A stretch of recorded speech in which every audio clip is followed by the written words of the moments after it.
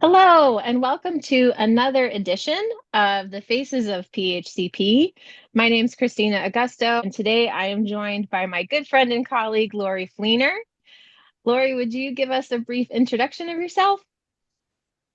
Hey guys, I'm Lorie Fleenor. I'm currently the chairman of the board for PHCP. I'm also a mentor and a clinician, and I'm really happy to talk to you guys today and tell you a little bit more about myself.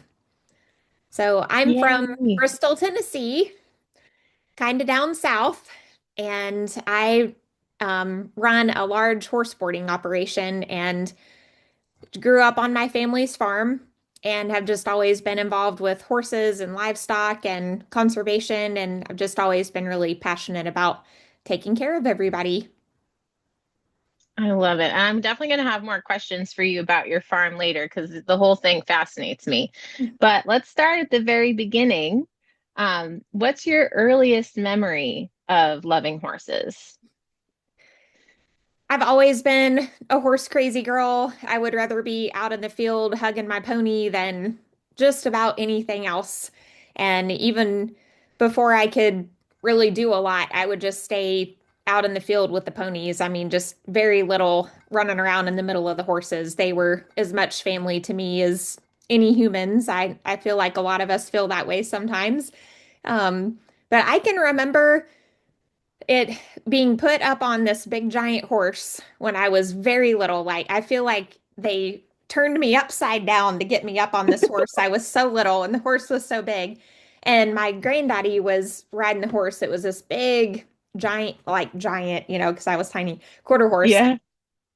And every Sunday we would saddle up and go ride with the neighbors and just big trail ride, after church and I'd get stuck riding with my granddaddy, like hanging onto the saddle horn, as this little Oh, kid, man. galloping up the hill. And that was good motivation to learn how to ride. Once I got big enough, I was on my own pony and I could chase the big guys around on him. So that is my earliest memory.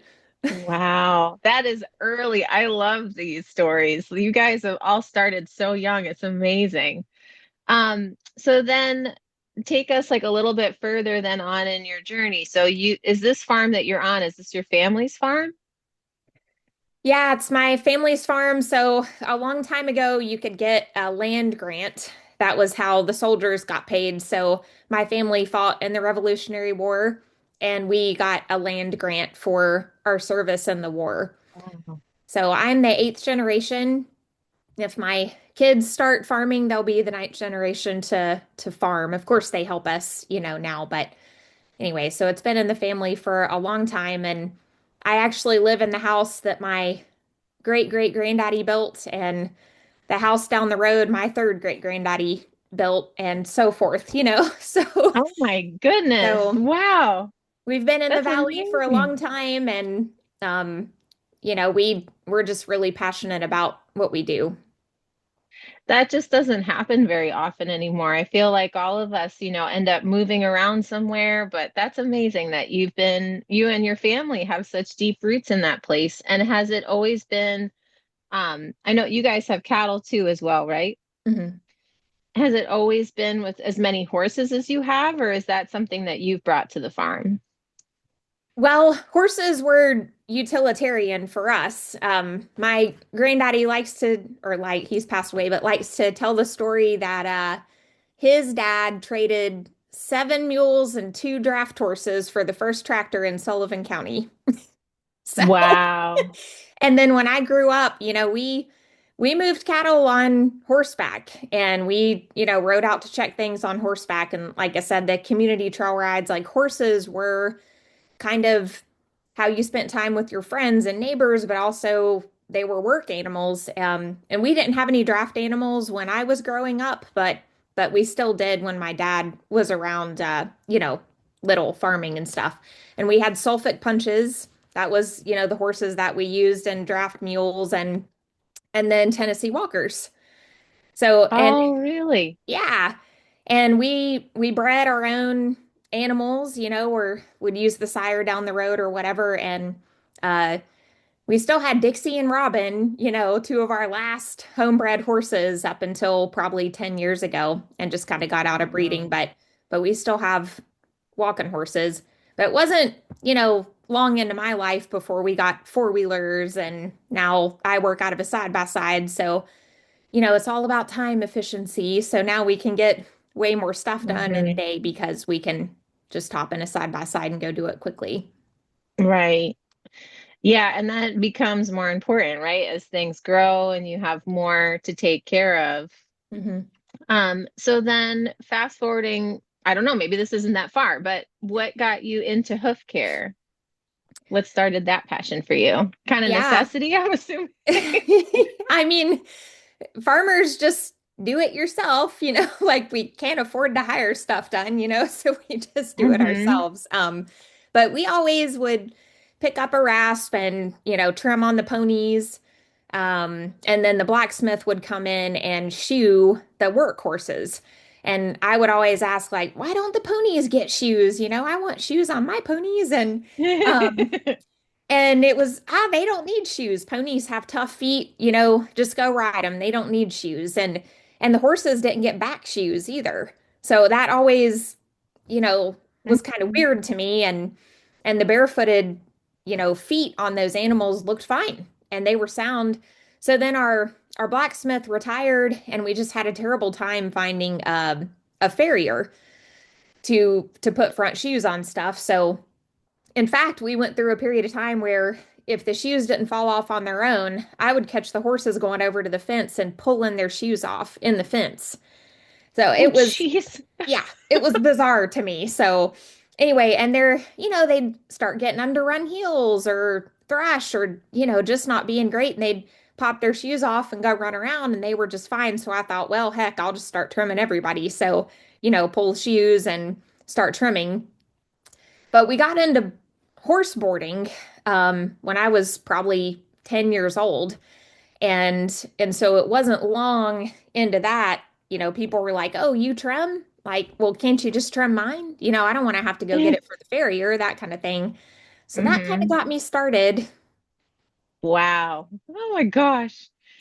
That's amazing. And then, so I don't know if this is like when you could trace this back to, but the question that I like to ask everybody is what's your biggest mistake? Like when you first started, because we all make them, right? Everybody thinks that they're the first person to ever have like accidentally lamed a horse or something, or just had something, right? Didn't go quite right.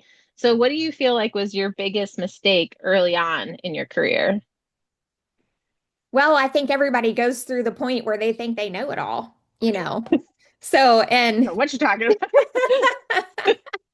you kind of go through that at some point in time, and then you quickly figure out that you don't. So it was kind of a mix between, well, everybody kind of picked up a file and did a little rasping here and there, or trimmed up some frog flaps or whatever. But then I got into horses that maybe had some pathology, or just trimming up the hoof wall didn't get me the same result as it did, on this other horse. And especially once some of our clients started asking me to trim a little for them, their horses might not have had good feet, or maybe it was a straight shoe pull on one, and they're going and riding it a lot or whatever. So I quickly learned there's got to be more to this. And also, when you start trimming for clients, I think education is really important and certification is really important. So that kind of got me into educating myself and learning a little bit more and getting involved with different organizations and surrounding myself with people that really knew what they were doing. And it's one of those things where the more you learn, the more you realize, I don't know anything. And there's so Mhm. much more to learn. And even in my classes, I tell people, even after trimming for almost 20 years professionally, I still am like, I don't know what I'm doing. I need to learn more because there'll Totally. be that time of Totally. year or that horse that, just really Hmm. makes you go back and think about things a little more. Totally. Yeah, I actually have one that this week I was like, oh, next time I go back to that horse, I'm going to take some pictures because I think I need to ask for some backup on this because it's very confusing to me. So then, like going forward a little bit, so I'm trying to remember, I know some of your timeline of like how you started out. So when did you join the American Hoof Association? Uh, the earliest date I can remember on that was 2014. Okay. Yeah. Was following everybody, prior to that, of course, but um, yeah, I remember just 2014 as far as being a date when I started really building a lot of my portfolio and that kind of thing with Hmm. them. Um, and had followed, Pete and Jamie, of course, for a long time. But yeah. And then, so I just like to take people through sometimes the history because it's interesting to me that like people starting out brand new don't know like what the whole like I don't want to say lineage, but the whole like history, of Mhm. the barefoot movement, let's say, in the United States has been really interesting. So a lot of people started out with the American Hoof Association that Pete Ramey started. And then you also joined Ida Hammer's school, Mhm. correct? And got certified through her program. And then joined PHCP how many years ago now? 5 or 6 years ago? Yeah, it would be 6 years ago. Wow, it's been so Hmm. long already. Hmm. Amazing.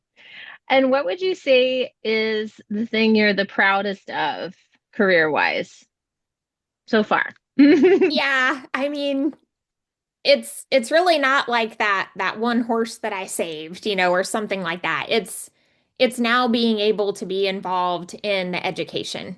I've always been an educator and my members of my family as well, and I just love teaching and being able to share my knowledge.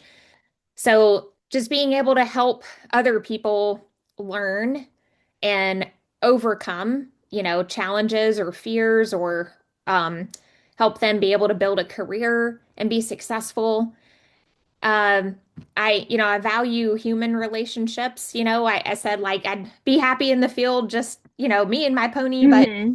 but I really value those human relationships and spending time on people. That's how you get to help more and more and more horses, is by helping Right. the people learn.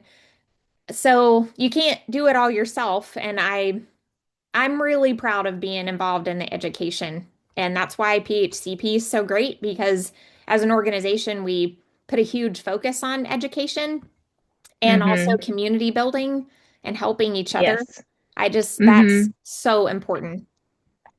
I really appreciate all that you bring to the table in that department because I think it does, not everybody's interested, and that's totally fair. Not everybody makes a good teacher. But people who do are incredibly valuable, especially when they're willing to give of their time, the way that you do and all the other clinicians and mentors do. I know that our students don't take that for granted. Every time I see one, they're always very thankful, for what we what we're able to offer. And I know I'm sure you feel this way too. I think back to when I first started, and I'm so grateful for all the opportunities that I was given, like people would let me ride along for free or, stuff like that. It's really being able to give back in that way is such a huge thing. So I appreciate that you like hosted the first regional chapter gathering in your region, stuff like that is just so helpful for us to build community. It's one of the things I'm the most proud of about PHCP is the supportive community that we build. And you are a huge part of that, especially now, like where you are situated in the middle of the country. It's a perfect spot. So I really appreciate all of that a lot. I know we all do.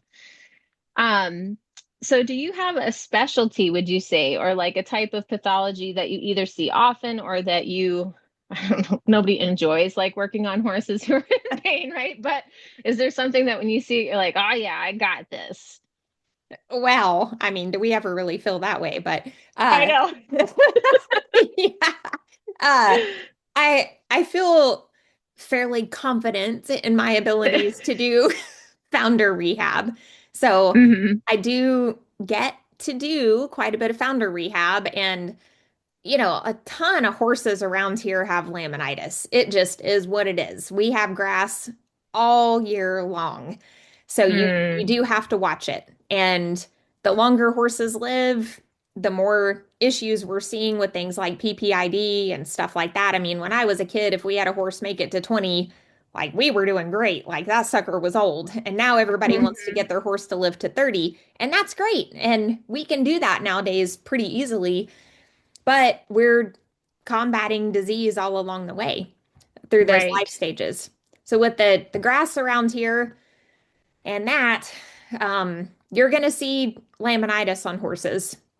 And we've got Hmm. a lot of pasture puffs and, people that want to overfeed or overtreat and that kind of thing. So it's just educating again, the owners on proper care and management. And then I'm fortunate to have, our farm set up as a boarding facility now. We do still run cattle and hay and all that, but so I have a little more control over, the clients that live with me, but then I still enjoy going off the farm and working on those things as well. So I get called in on stuff, and I have clients that get laminitis for founder as well, like we all do. So yeah, I get to work on Hmm. that a lot. I cannot imagine having to combat grass year round. That makes me want to cry. The I'll idea of tell it, honestly. We you. get respite here in the winter, and I know a lot of us in the Northeast are like, thank God, because it's like Mhm. we get to put feet back together a little bit before they fall apart, Yeah, again in the spring. But oh my God, if it's there all the time, I could not imagine. Oh, and how it's many, you mentioned it here in like your notes, but how, I don't think we've said it yet. How many horses do you have at your farm? we run between 70 and 80 head. That is like, that is an insane number to me. Yeah, That is a it's ton of horses. Oh it's a my lot. gosh. And But I'll that's got tell to you, be, go it's ahead. it's Sorry. good because I run large herds and Uh-huh. and our pastures are large. So, and I Like try to large, set them up. define large because Well, it's you different know, wherever you're uh, from. they might be 20 acres or 40 acres. A Wow. small, what I call our small paddocks, people are like, that's a paddock? It's our smaller fields are, 5 to 10 acres, and we've got some tiny paddocks behind the barn that are, 1 to 2 acres.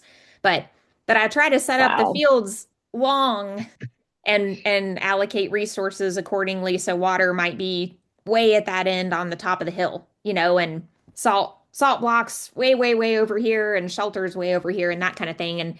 And so I can cheat a little bit because I've got big long fields and competition in that field with the herd dynamics, so they're moving.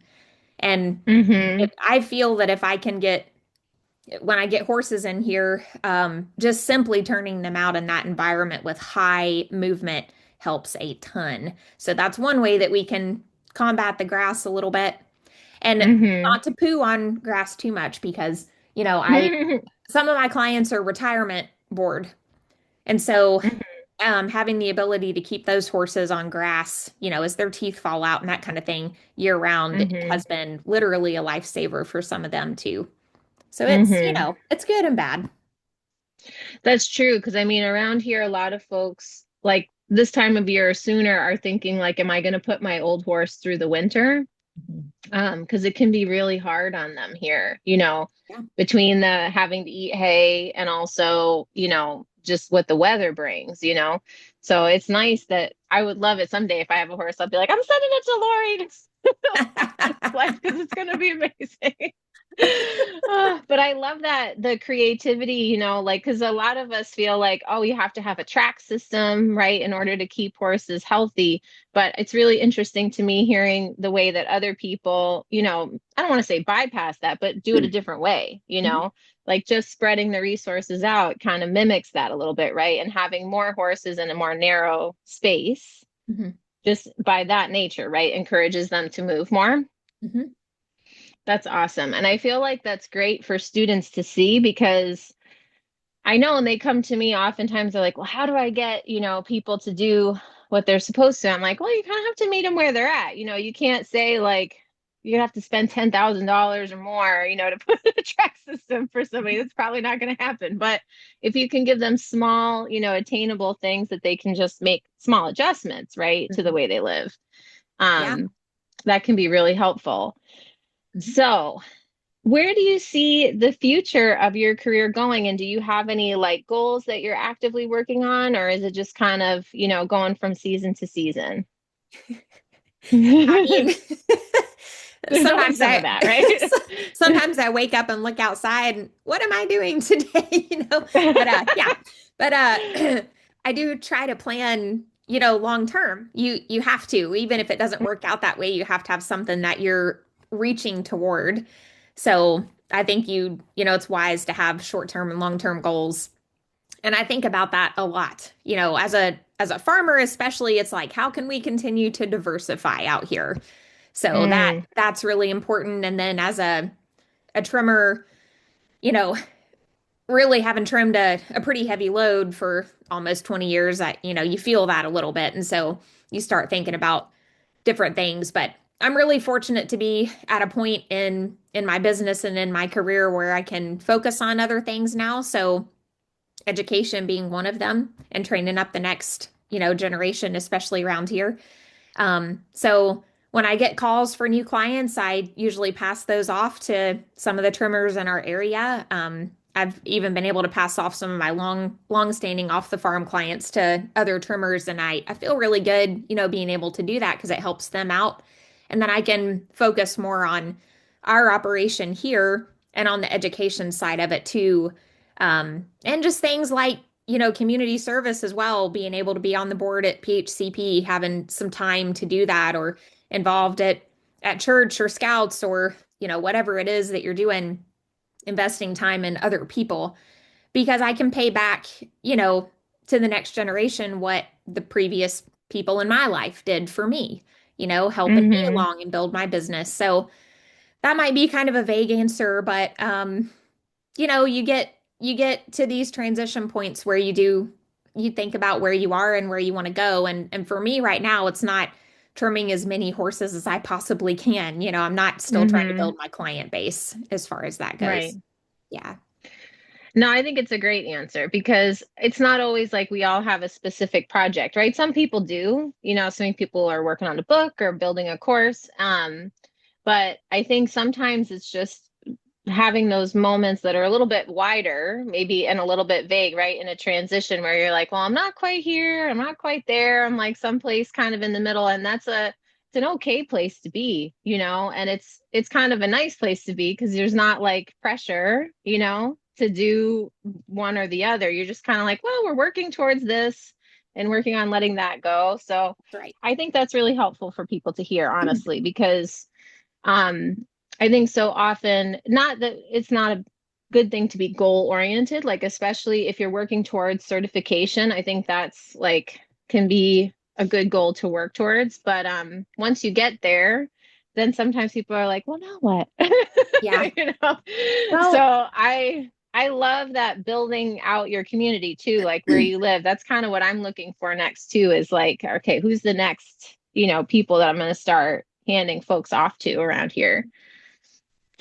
yeah. Um, And I love coursework too. Like I joined IAPF a couple of years ago mhm, too. Like, let's see what their yeah. coursework looks like, and some of it's great there, like nutrition book and all that. So I love taking classes. Our extension, we have University of Tennessee down here. They offer different master classes. It's not master's degree, but they're called master classes. So I've got the equine one, my husband got the cattle one, and I'm working on the forage one right now. So I just, like I said, education and all everything I invest in myself, I can then turn around and pass on to others. So, and we've got kids too. So half our hmm focus is on them and helping them out too. And hopefully one or both of the boys will want to take over the farm one day. So you know, I'm preparing myself for that transition as well. Like things don't Mm, look now like they did when my dad was farming or his dad was farming, and they're probably not going to look like this, when my kids take over, and right. that's okay. I want to help them be successful. So it is a weird, That's so a weird cool. place to be in. Yeah. It's in Yeah, I between. get that. And how old are your boys again? They're 13 and 16. Yeah, so they're coming, right? Especially your 16-year-old is coming to the point where like people start asking you, what do you want to do when you grow up? And I can only imagine, like, that must be a little bit of pressure to be like, do you want to continue your family legacy or do you Yeah. want to do your Yeah. own thing? Be a dentist instead. Yep. I know. Right? Oh Mhm. man, kids. Mhm. So outside of work, we're kind of touching on that a little bit. What are some things outside of I feel like when you're a farmer, this is funny because it feels like it's probably your whole life, right? But are there things like outside of farming and work entirely that bring you joy, like hobbies, maybe even things people wouldn't expect? I mean, we love to be outside, just luckily, we love to be Hmm. outside. Um, so I like running. Hmm. That's fun for me.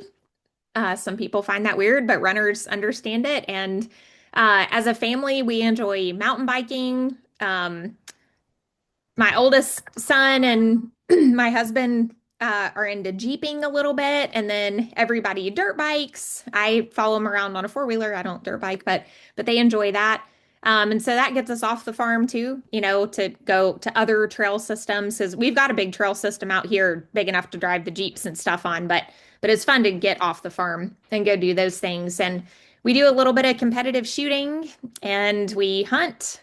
Um, so, just kind of anything you can do to play outside. We love it. Outdoors. Yeah. Nice.